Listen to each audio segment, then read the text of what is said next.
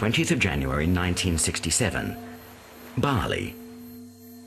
It was a pleasant way to spend a morning, with the chattering children laughing and shouting at the waves. We swam and picnicked. Dolog kept giving me secret smiles and languid glances. Last night he quietly arrived and stayed again, and to my slightly horrified delight, made passionate and expert love. 8th of February 1967, Bali. Dolog spent the night with me.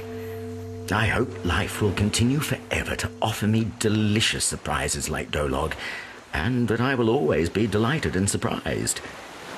He goes about the act of love with a charmingly self-possessed grace, gaily, affectionately and enthusiastically, and in these matters he is very inventive and not at all sentimental, for all the caresses.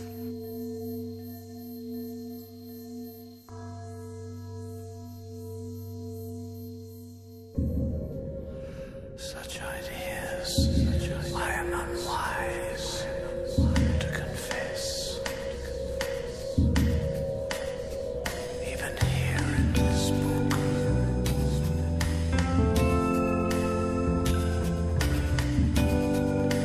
Beautiful child. Beautiful land. So beautiful.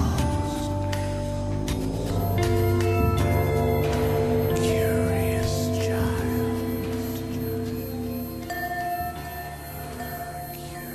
Donald Friend built this superb tropical house on Sanur Beach in the 1960s.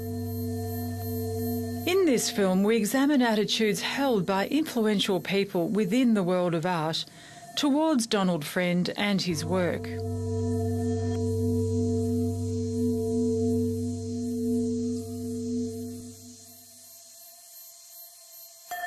You may be reasonable or unreasonable, but you should not be happy and really enjoy. The whole body of my work is about enjoyment. It's for that reason often that he's called the wicked Mr. Friend.